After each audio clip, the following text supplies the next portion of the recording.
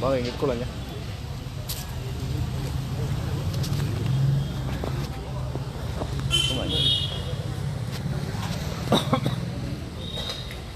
Shake ಮಾಡ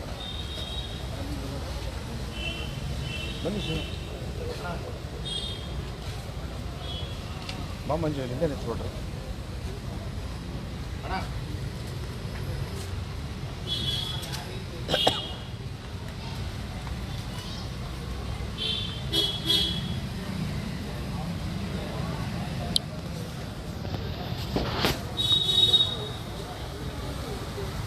ಆತ್ಮೀಯ ಕನ್ನಡದ ಬಂಧುಗಳಿಗೆ ನಮಸ್ಕಾರ.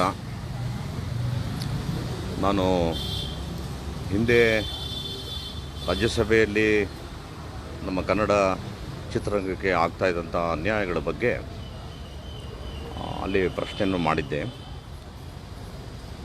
ನನ್ನ ಒಂದು ಕಾಳಜಿ ನನ್ನ ಒಬ್ಬನ ಬಗ್ಗೆ ಅಲ್ಲ, ನನ್ನ ಕಾಳಜಿ ಉದ್ಯಮದ ಬಗ್ಗೆ. ಇವತ್ತು ಕನ್ನಡ ಚಲನಚಿತ್ರರಂಗದಲ್ಲಿ ಒಂದು ಸಿನಿಮಾ ಇವತ್ತು ರಿಲೀಸ್ ಆಯಿತು ಅಂದರೆ ಇಮಿಡಿಯೇಟ್ ಒಂದು ಶೋ ಮುಗಿತಾ ಇದ್ದಂಗೆ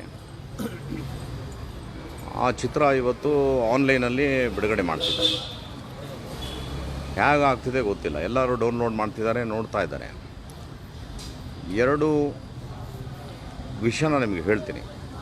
ಕಷ್ಟಪಟ್ಟು ಒಂದು ಒಳ್ಳೆಯ ಚಿತ್ರ ಮಾಡಬೇಕು, ಮತ್ತು ಇದು ಉದ್ಯಮ. ನಾವು ಇದು ಚಿತ್ರ ಮಾಡಿ ನಮಗೆ ನಿರ್ಮಾಪಕರಿಗೇನು ಬೆನಿಫಿಟ್ಸ್ ಇಲ್ಲ, ಬರೀ ನಾವು ಸಂತೋಷಕ್ಕೆ ಮಾಡ್ತೀವಿ ಅನ್ನೋ ಮಾತನ್ನು ನಾನು ಬಳಕೆ ಮಾಡೋದಿಲ್ಲ.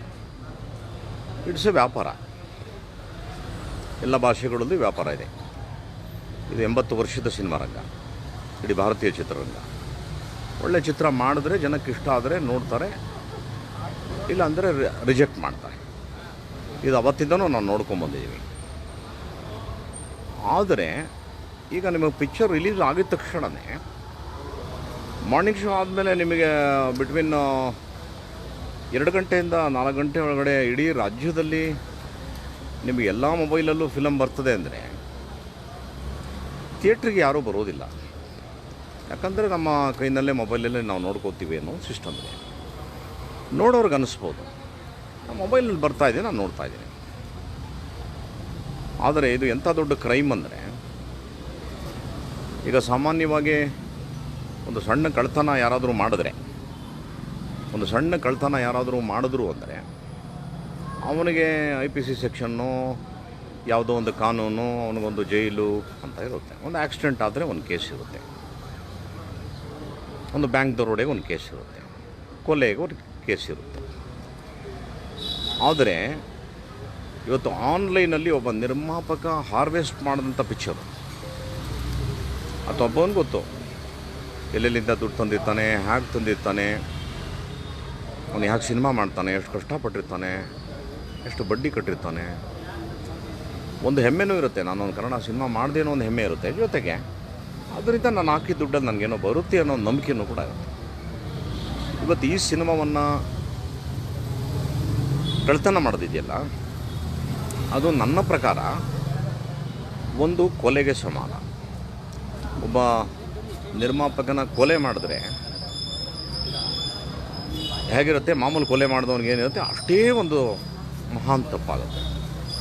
ಎರಡನೇದು, ಒಂದು ಯಾವುದೋ ಒಂದು ಬ್ಯಾಂಕ್ ರಾಬರಿ ಮಾಡಿದ್ರು ಅಂದರೆ ಯಾವ ಥರ ಇರುತ್ತೆ, ಅದೇ ಥರ ಇದು ಒಂದು ರಾಬರಿನೇ.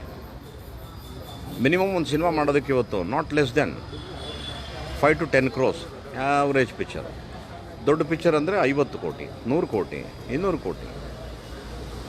ಇಷ್ಟು ದೊಡ್ಡ ಖಜಾನೆನ ಒಂದು ಮೊಬೈಲಲ್ಲಿ ಕದಿಯೋದು ಅಂದರೆ, ಸೊ ಇದೊಂದು ಭಾಳ ದೊಡ್ಡ ನೋವು ನಮಗಾಗಿತ್ತು.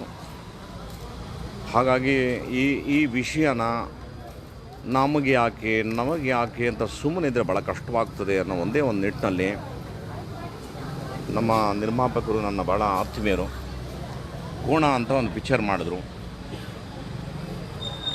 ಪಾಪ ಅವ್ರ ಪಿಕ್ಚರು ನೀವು ಎಲ್ಲೇ ತೆಗೀರಿ, ಯಾವ ಮೂಲೆಯಲ್ಲಿ ತೆಗೀರಿ, ಇವತ್ತು ಆ ಪಿಕ್ಚರ್ ಸಿಗ್ತಾಯಿದೆ. ಯಾವ ಥರ ಅಂದರೆ ಹೇಳೋಕ್ಕೆ ಅಸಾಧ್ಯ. ಈ ಕೋಣ ಥರ ಪ್ರೊಡ್ಯೂಸರ್ಸು ಸುಮಾರು ಒಂದು ವರ್ಷಕ್ಕೆ ಒಂದು 200 ಪಿಕ್ಚರ್ ಮಾಡಿದ್ರೆ 200 ಜನರ ಪಿಕ್ಚರನ್ನು ಕೂಡ ಇವತ್ತು ನಿಮಗೆ ಆನ್ಲೈನಲ್ಲಿ ಬರ್ತಾಯಿದೆ, ಸಿಗ್ತಾ ಇದೆ, ನೋಡೋರಿಗೆ ಸಂತೋಷ, ಫ್ರೀಯಾಗಿ ಸಿಗ್ತಾ ಇದೆ. ಬಟ್ ಕಳ್ಕೊಳೋನ್ಗೆ ಆ ನೋವು ಗೊತ್ತಾಗ್ತದೆ. ತುಂಬ ದೊಡ್ಡ ತಪ್ಪಿದು. ನಾನು ಹೇಳ್ದಲ್ಲ, ಕೊಲೆ ಮಾಡೋದಷ್ಟೇ ತಪ್ಪು, ಕಳ್ತನ ಮಾಡೋದಷ್ಟೇ ತಪ್ಪು.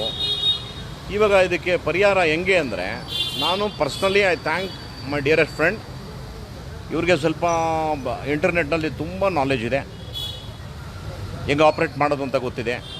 ಸೊ ಇವರು ಭಾಳ ತೀಕ್ಷ್ಣವಾಗಿ ತುಂಬ ಕಷ್ಟಪಟ್ಟು ಟ್ರೇಸ್ ಮಾಡೋಕ್ಕೆ ಸ್ಟಾರ್ಟ್ ಮಾಡಿದ್ರು. ಒಂದು ಪೊಲೀಸರು ಮಾಡುವಂಥ ಕಾರ್ಯವನ್ನು ಇವರು ಪ್ರಯತ್ನ ಪಟ್ಟರು. ಮಾಡಿದಾಗ ಇವ್ರಿಗೆ ತುಂಬ ಲೊಕೇಶನ್ಗಳು ಟ್ರೇಸ್ ಆಯಿತು. ಆ ಟ್ರೇಸ್ ಆದಮೇಲೆ ದ ಒನ್ಲಿ ದಾರಿ ಏನು, ಯಾವ ಟು ಗಿವ್ ಕಂಪ್ಲೇಂಟ್, ಅಲ್ಲಿಂದ ಸ್ಟಾರ್ಟ್ ಆಗಬೇಕು ಕತೆ. ಸೊ ಹಾಗಾಗಿ ನಾವು ನಂದಿನಿ ಲೇಔಟ್ ಪೊಲೀಸ್ ಸ್ಟೇಷನ್ಗೆ ಕಂಪ್ಲೇಂಟ್ ಕೊಟ್ವಿ. ಎಂಥ ಬ್ಯೂಟಿಫುಲ್ ಆಫೀಸರ್ ನಮ್ಮ ಗಣಪತಿ ಸಾಹೇಬರು, ಆಮೇಲೆ ನ್ಯಾಮಗೌಡರು, ನಮ್ಮ DCP, ಫಂಟಾಸ್ಟಿಕ್ ಆಫೀಸರ್ಸ್. ಅವರು ನಮ್ಮ ಒಂದು ಬೇಡಿಕೆ ಮತ್ತು ಕರೆ ಇದೆಯಲ್ಲ, ಅದಕ್ಕೆ ಯಾವ ಥರ ಅಂದರೆ, ಯಾರು ನಮ್ಮ ಒಡ ಹುಟ್ಟಿದ ಅಣ್ಣ ತಮ್ಮದಿರ ಥರ ಸ್ಪಂದಿಸಿ ದೇ ವರ್ಕ್ಡ್ ಹಾರ್ಡ್. ಮತ್ತು ಇವರು ತುಂಬ ಕಷ್ಟಪಟ್ಟರು. ಇವರ ಪ್ರತಿಫಲ ಇವತ್ತು ಒಬ್ಬ ಮನುಷ್ಯ ಸಿಕ್ಕಿದ್ದಾನೆ. ಇವತ್ತು ಅವನು ಸುಮಾರು ಎಷ್ಟು ಪಿಕ್ಚರ್ ಸರ್, 100 ಪಿಕ್ಚರನ್ನ ಅವನು ಇವತ್ತು ಆನ್ಲೈನಲ್ಲಿ ಅವನು ಮಾಡಿರೋದು. ಸೊ ಈ ರೂಟನ್ನ ನಾವು ಕಂಡುಹಿಡ್ಕೊಂಡಿದ್ದು ಹೇಗೆ, ಅವ್ರು ಎಲ್ಲೆಲ್ಲಿಂದ ತೆಗಿತಾರೆ ಏನು ಅಂತ ಇವರು ಹೇಳ್ತಾರೆ. ಆಮೇಲೆ ನಾನು ಮಾತಾಡ್ತೇನೆ. ಹೇಳಿ ಹಂಗೆ ಹೇಳಿ. ಬೇಸಿಕಲಿ ಇವರು ಬಂದು ಜೋರ ಮಾತಾಡಿ. ಈಗ ನಾವು ಇಷ್ಟು ದಿವಸ ಮೇನ್ ಪ್ರಾಬ್ಲಮ್ ಇರೋದು, ಇಷ್ಟು ದಿವಸ ಪೈರಸಿ ಎಲ್ಲನೂ ನಡೆಯುತ್ತೆ, ಅದು ನಡೀತಾನೆ ಇರುತ್ತೆ ಅಂತ ಹೇಳಿ ಎಲ್ಲ ಬಿಟ್ಟಿರೋದ್ರಿಂದ ಇವ್ರು ಏನು ಮಾಡ್ತಾ ಇದ್ದಾರೆ, ಇನ್ಸ್ಟಾಗ್ರಾಮ್ ಆಗಿರ್ಬೋದು, ವಾಟ್ಸಪ್ ಆಗಿರ್ಬೋದು, ಫೇಸ್ಬುಕ್ ಆಗಿರ್ಬೋದು, ಎಲ್ಲದರಲ್ಲೂ ನಮ್ಮ ಫಿಲಮ್ನ ನಾವು ಮಾರ್ಕೆಟಿಂಗ್ ಮಾಡೋದಕ್ಕಿಂತ ಚೆನ್ನಾಗಿ ಇವ್ರು ಮಾರ್ಕೆಟಿಂಗ್ ಮಾಡಿ ಅದನ್ನು ಟೆಲಿಗ್ರಾಮಲ್ಲಿ ಹಾಕೋದು, ಮತ್ತು ಇದರಲ್ಲಿ ಯಾವುದು ವಾಟ್ಸಪ್ ಗ್ರೂಪ್ಗಳಲ್ಲಿ ಹಾಕೋದು, ಇದನ್ನೆಲ್ಲ ಮಾಡ್ತಾಯಿದ್ದಾರೆ. ಇದು ಏನು ಅಂತಂದರೆ, ಇದು ಒಂದು ರೂಟ್ ನಾವು ಹಿಡಿದು ಇದನ್ನು ಮಾಡಲಿಲ್ಲ ಅಂತಂದರೆ ಎಂಟೈರ್ ಇಂಡಸ್ಟ್ರಿ ನನಗನ್ಸೋದು ಕೊಲಾಪ್ಸು. ಕನ್ನಡ ಚಿತ್ರರಂಗ ನಾಮಾವಶೇಷ, ಉಳಿಯೋದು ಕಷ್ಟ ಅನ್ಸುತ್ತೆ, ಸಿನಿಮಾ ಮಾಡೋಕ್ಕಾಗಲ್ಲ. ಜೊತೆಗೆ ಇವ್ರದ್ದು ಆರ್ಗನೈಸ್ಡ್ ವೇ ಇದೆ. ಮುಂಚೆ ನಾವೀಗೇನು ನಮ್ಮ ಹತ್ರನೂ ಆ್ಯಂಟಿ ಪೈರಸಿ ಟೀಮ್ ಇದೆ. ಆ್ಯಂಟಿ ಪೈರಸಿ ಟೀಮ್ ಇತ್ತು ಅಂದರೂ ಅದು ಕೆಲಸ ಬರೀ ಡಿಲೀಟ್ ಮಾಡೋದು ಅಷ್ಟೇ. ಇದನ್ನು ಎಲ್ಲಿಂದ ರೂಟ್ ಕಾಸಲ್ಲಿ ಇವರು ತೆಗಿತಾ ಇದ್ದಾರೆ, ಇದನ್ನೆಲ್ಲ ನಾವು ಮಾಡಿ ಇದನ್ನು ತೆಗೆದಾಕ್ತಿಲ್ಲ ಅಂತಂದರೆ ಇವತ್ತಿಗೆ ಒಂದು ಸ್ಟೇಜಿಗೆ ನಾವು ಬಂದಿದ್ದೀವಿ ಅಂತಂದರೆ ನಮ್ಮ ಪೊಲೀಸ್ ಇಲಾಖೆ ಆಗಿರ್ಬೋದು, ಸರ್ ಆಗಿರ್ಬೋದು, ಫಿಲಮ್ ಇಂಡಸ್ಟ್ರಿ ಆಗಿರ್ಬೋದು, ಎಲ್ಲರೂ ಸಪೋರ್ಟ್ ಮಾಡಿದಿಗೆ ಇವ್ರನ್ನ ಟ್ರ್ಯಾಕ್ ಡೌನ್ ಮಾಡ್ಕೊಂಡು ಇವತ್ತಿಗೆ ಸಿಕ್ಕಿದ್ದಾರೆ. ಸೊ ಇದು ಕಂಟಿನ್ಯೂಸ್ ಪ್ರೋಸೆಸ್ ಆಗಿದ್ದ ಕ್ಯಾನ್ಸರ್ ಥರ ಕಂಟಿನ್ಯೂಸ್ ಪ್ರೋಸೆಸ್ ಆಗಿ ಇದನ್ನು ನಾವು ತೆಗೆದಾಕ್ಲಿಲ್ಲ ಅಂದರೆ ಕನ್ನಡ ಇಂಡಸ್ಟ್ರಿ ಇದ್ರ ಉಳಿಯೋದು ಕಷ್ಟ. ಸೊ ಇವ್ರದ್ದು ಎಲ್ಲ ಲೊಕೇಶನ್ ಸಿಕ್ಕಿತ್ತು. ಮತ್ತು ರಾಜಾರೋಷವಾಗಿ ಇನ್ಸ್ಟಾಗ್ರಾಮಲ್ಲಿ ನಮ್ಮ ಮಾರ್ಕೆಟಿಂಗ್ ಮಾಡ್ತಾಯಿದ್ರು, ಫೇಸ್ಬುಕ್ಕಲ್ಲಿ ಹಂಗೆ ಮಾರ್ಕೆಟಿಂಗ್ ಮಾಡ್ತಾರೆ. ಇವ್ರದ್ದು ಕಂಟಿನ್ಯೂಸ್ ನಾವು ಸತತ 2 ತಿಂಗಳಿಂದ ಇವ್ರು ಫಾಲೋ ಮಾಡಿ ಇವ್ರದ್ದು ಎಲ್ಲ ಟ್ರ್ಯಾಕ್ ಡೌನ್ ಮಾಡಿದಾಗ ಇವಾಗ ನಮಗೆ ಒಂದು ಟೀಮ್ ಅನ್ನೋದು ಸಿಕ್ಕಿದೆ. ಇದೇ ಥರ ಇನ್ನೂ ಎಷ್ಟೋ ಟೀಮ್ ಇದೆ, 500 ಜನ ಇದ್ದಾರೆ. 500 ಜನ ಟೀಮ್ ಏನಾಗುತ್ತೆ, ಇವ್ರನ್ನ ಯಾರನ್ನೂ ನಾವೊಂದಂತೂ ಡಿಸೈಡ್ ಮಾಡಿದ್ದೀವಿ, ಸರ್ದು ಸಪೋರ್ಟಿಂದ ಮತ್ತು ನಮ್ಮ ಪೊಲೀಸ್ ಇಲಾಖೆ ಸಪೋರ್ಟಿಂದ. ಯಾವುದೇ ಕಾರಣಕ್ಕೂ ಯಾರು ಡೌನ್ಲೋಡ್ ಮಾಡ್ತಿದ್ದೀರಾ, ಯಾರು ಫಾರ್ವರ್ಡ್ ಮಾಡ್ತಾಯಿದ್ದೀರಾ, ಯಾರು ಸೋಷಿಯಲ್ ಮೀಡಿಯಾದಲ್ಲಿ ಎಲ್ಲರೂ ಜೈಲಿಗೆ ಹೋಗ್ತಾರೆ. ಈ ಲಿಂಕ್, ಈ ಮೂವಿ ಲಿಂಕು ಬಯೋಲಿದೆ, ಇದನ್ನು ನಿಮ್ಮನ್ನು ನಾವು ಖಂಡಿತ ಬಿಡೋದಂತೂ ಮಾತೇ ಇಲ್ಲ. ಡೌನ್ಲೋಡ್ ಮಾಡಿ ಇನ್ನು ಯಾರು ಫಾರ್ವರ್ಡ್ ಮಾಡ್ತಾಯಿದ್ದೀರಾ ಆ ರೆಕಾರ್ಡು ಟ್ರ್ಯಾಕ್ಗಳು ಇದೆ, ಅವರು ಎಲ್ಲರೂ ಇದೇ ರೀತಿ ಎಲ್ಲರೂ ಸೇರಬೇಕಾಗುತ್ತೆ. ಕಠಿಣವಾಗಿ 3 ವರ್ಷ ಏನು ಶಿಕ್ಷೆ ಆಗುತ್ತೆ ಅದನ್ನು ಕೊಡಿಸೋವರೆಗೂ ಅಂತೂ ಬಿಡಲ್ಲ ನಾವ್ಯಾರು. ಅಂದರೆ ಈಗ ಒಂದು ಹೊಸ ಅಮೆಂಡ್ಮೆಂಟ್ ಆಗಿದೆ. ಇದು ಮಾಹಿತಿಗೋಸ್ಕರ ನಾನು ಹೇಳ್ತೀನಿ. ಯಾವ ನಿರ್ಮಾಪಕರು ತಮ್ಮ ಸಿನಿಮಾನ ಆನ್ಲೈನಲ್ಲಿ ಕಳ್ತನಕ್ಕೆ ಒಳಗಾಗಿ ಅವ್ರ ಲೈಫ್ ಹಾಳಾಗೋಗಿದೆ, ಅವರು ಕಂಪ್ಲೇಂಟ್ ಮಾಡಿದಾಗ ನಮ್ಮ ಕರ್ನಾಟಕಕ್ಕೆ ಒಬ್ಬರು ನೋಡಲ್ ಆಫೀಸರ್ನ ಕೊಟ್ಟಿರ್ತಾರೆ. ನಾವು ಇನ್ ಡೀಟೇಲ್ ನೋಡಲ್ ಆಫೀಸರ್ಸ್ಗೆ ಕಂಪ್ಲೇಂಟ್ ಮಾಡಿ ಆ್ಯಸ್ ಪರ್ ನಾರ್ಮ್ಸ್ ನಾವು ಹೋದಾಗ ಯಾರ್ಯಾರು ಕಳ್ತನ ಮಾಡ್ತಿದ್ದಾರೆ ಕಡ್ಡಾಯ 3 ವರ್ಷ ಜೈಲು, ತಪ್ಪಿಸ್ಕೊಳಕ್ಕಾಗೋದಿಲ್ಲ. ಅದನ್ನು ಹೆಮ್ಮೆಯಿಂದ ಹೇಳ್ತೀನಿ. ಈ ಸರ್ಕಾರದಲ್ಲಿ, ರಾಷ್ಟ್ರ ಸರ್ಕಾರದಲ್ಲಿ ತಪ್ಪಿಸ್ಕೊಳಕ್ಕಾಗೋದಿಲ್ಲ. 3 ವರ್ಷ ಜೈಲಾಗುತ್ತೆ, ಖಂಡಿತ ಜೈಲಾಗುತ್ತೆ. ಫಾರ್ವರ್ಡ್ ಮಾಡೋರು ಮತ್ತು ಅದನ್ನು ಡೌನ್ಲೋಡ್ ಮಾಡೋರಿಗೆ ನಾನು ಭಾಳ ವಿನಯಪೂರ್ವಕವಾಗಿ ನಿಮ್ಮ ಒಬ್ಬ ಹಿರಿಯ ಅಣ್ಣನಾಗಿ ನಾನು ಪ್ರಾರ್ಥನೆ ಮಾಡ್ತೀನಿ, ದಯಮಾಡಿ ಮಾಡಬೇಡಿ. ಇದನ್ನು ತುಂಬ ದೊಡ್ಡ ದ್ರೋಹ. ನೀವೇನಾದ್ರು ಕಷ್ಟಪಟ್ಟು ಯಾವುದಾದ್ರು ಒಂದು ವ್ಯವಹಾರ ಮಾಡಿರ್ತೀರಿ, ಏನೋ ಒಂದು ದುಡ್ಡು ಇಟ್ಕೊಂಡಿರ್ತೀರಿ, ಯಾರಾದರೂ ನಿಮಗೆ ಫ್ರಾಡ್ ಮಾಡಿ ಆನ್ಲೈನಲ್ಲಿ ಕಳ್ತನ ಮಾಡಿಬಿಟ್ಟಾಗ ನಿಮಗೆ ದುಃಖ ಆಗುತ್ತೆ ಅಂದರೆ 100% ನಮಗೂ ಆಗುತ್ತೆ. ಇದು ಹೇಗೆ ಅಂದರೆ, ಹೇಳೋಕ್ಕೆ ಅಸಾಧ್ಯವಾದಂಥ ನೋವಾಗ್ತದೆ. ಸ್ನೇಹಿತರೆ, ಈಗ ಅವನು ಯಾರು ಸಿಕ್ಕಿದ್ದಾನೆ ಕಾನೂನು ಪ್ರಕಾರ ನಾವು ಅವನ್ನ ಈಗ ತೋರಿಸೋಂಗಿಲ್ಲ ಈ ಲೈವಲ್ಲಿ. ಅವನು ಆಲ್ರೆಡಿ ಈ ಸ್ಟೇಷನಲ್ಲಿದ್ದಾನೆ. ಅವನಿಗೆ ಇಂಟ್ರಾಗೇಟ್ ಮಾಡಿದ್ದಾರೆ.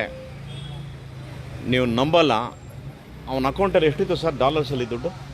$1,900 ಇತ್ತು. $1,900 ಅಂದರೆ ಆಲ್ಮೋಸ್ಟ್ 1,70,000 ಇದೆ. ಇಂಥವರು ಇಂಟು 500 ನೀವು ಕೌಂಟ್ ಮಾಡಿ.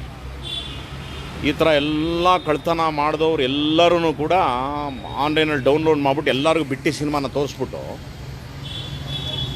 ಎಲ್ಲರಿಗೂ ಒಂದು ಮೂಡ್ ಬಂದುಬಿಟ್ಟಿದೆ. ಏನು, ಕನ್ನಡ ಸಿನಿಮಾ ಓಡಲ್ಲ, ಕನ್ನಡ ಸಿನಿಮಾ ಓಡಲ್ಲ, ಕನ್ನಡ ಸಿನಿಮಾ ನೋಡಲ್ಲ.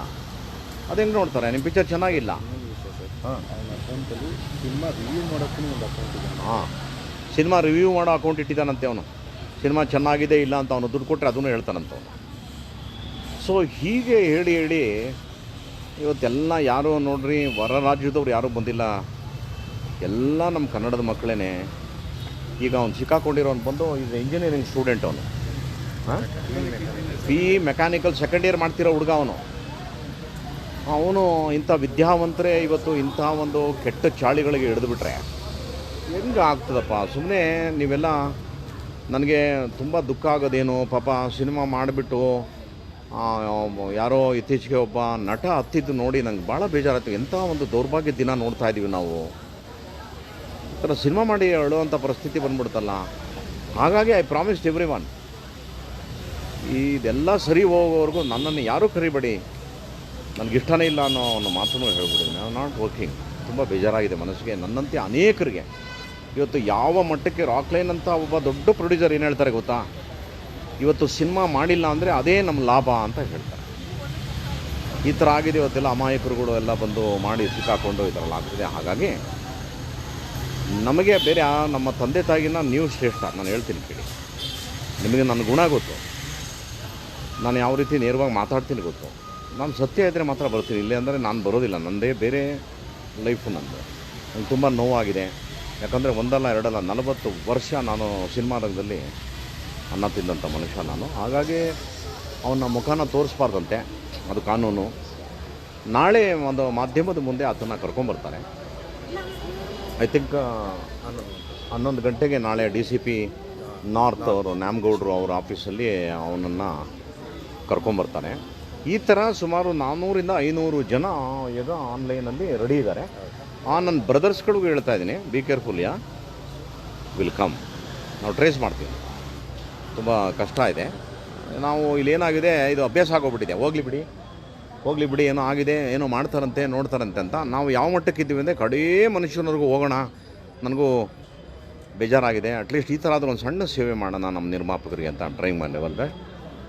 ಇದಕ್ಕೆ ಸಹಕಾರ ಕೊಡಬೇಕಾಗಿದೆ ಯಾವುದೂ ನೀವು, ನನ್ನ ಅಣ್ಣ ತಮ್ಮದಿರು ನೀವು. I love you man. ದಯಮಾಡಿ ಸಹಾಯ ಮಾಡಿ ನಮಗೆ, ನಮ್ಮ ಉದ್ಯಮಕ್ಕೆ ಸಹಾಯ ಮಾಡಿ. ನಾವೆಲ್ಲ ಸುಮಾರು ವರ್ಷ ಮೆರೆದಾಯಿತು, ಮುಂದಿನ ಮಕ್ಕಳು ಮೆರಿಲಪ್ಪ, ಆಶೀರ್ವಾದ ಮಾಡಿ. ಎಲ್ಲರ ಪಿಕ್ಚರ್ ಓಡಿದ್ರೆ ತಾನೆ. ಎಷ್ಟು ಜನ ಮಕ್ಕಳಿಗೆ ಆಸೆ ಇದೆಯಲ್ವ, ನಾನು ಆ್ಯಕ್ಟ್ರ್ ಆಗಬೇಕು, ಕ್ಯಾಮ್ರಾಮನ್ ಆಗಬೇಕು, ಡೈರೆಕ್ಟ್ರ್ ಆಗಬೇಕು. ನೀವೆಲ್ಲ ಸಹಾಯ ಮಾಡಿದ್ರೆ ಅಂಥವರೆಲ್ಲ ಬರ್ತಾರೆ, ಇಲ್ಲಾಂದರೆ ಕಷ್ಟ ಇದೆ. ಹಾಗಾಗಿ it's my prayer. Thank you so much. ಅವನ್ನ ತೋರಿಸೋಂಗಿಲ್ಲ. ನಾಳೆ 11 ಗಂಟೆಗೆ ಅವನ್ನ ಪ್ರೊಡ್ಯೂಸ್ ಮಾಡಿ ಕೋರ್ಟ್ಗೆಲ್ಲ ಮಾಡ್ತಾರೆ. ಇನ್ನು ಮಿಕ್ಕಿದ್ದು ಯಾರ್ಯಾರಿದ್ದಾರೆ they have taken it as a challenge. ನಾವು ಹೋಮ್ ಮಿನಿಸ್ಟ್ರನ್ನು ಮೀಟ್ ಮಾಡ್ತಾಯಿದ್ದೀವಿ, ಚೀಫ್ ಮಿನಿಸ್ಟ್ರನ್ನು ಮೀಟ್ ಮಾಡ್ತೀವಿ. ನಮ್ಮ ಉದ್ಯಮನ ಕೂಡ ಜಾಯ್ನ್ ಆಗ್ತಾರೆ ನಾಳೆ ಎಲ್ಲರೂ. ಎಲ್ಲ ಪ್ರೊಡ್ಯೂಸರ್ಸು, ಡೈರೆಕ್ಟರ್ಸು ಎಲ್ಲರೂ ಬರ್ತಾರೆ. Make it a big issue. ಇದನ್ನು ತೊಗೊಂಡೋಗ್ತೀವಿ, ಎಲ್ಲಿವರೆಗೂ ಆಗ್ತದೆ ಅಲ್ಲಿವರೆಗೂ ತೊಗೊಂಡೋಗ್ತೀವಿ. ಕಾನೂನು ಜೊತೆಗೆ ಹೋಗ್ತೀವಿ. ಸೊ ಒಂದು ಲಾಸ್ಟು ರಿಕ್ವೆಸ್ಟ್ ಮಾಡಿ ನಾನು ಮಾತು ಮುಗಿಸ್ತೀನಿ. ದಯಮಾಡಿ ಯಾರ್ಯಾರು ಮಾಲ್ ಪ್ರಾಕ್ಟೀಸ್ ಮಾಡ್ತಾಯಿದ್ರಲ್ಲ, ದಯಮಾಡಿ ಇಲ್ಲಿಗೆ ಎಂಡ್ ಮಾಡಿ. ತುಂಬ ದೂರದವರೆಗೂ ಬರ್ತೀವಿ ನಾವು. ನಮಸ್ಕಾರ. Thank you. ನನ್ನ ಮಾತು ಕೇಳಿದ ಎಲ್ಲರಿಗೂ ಧನ್ಯವಾದ. ನಮಸ್ಕಾರ. Love you.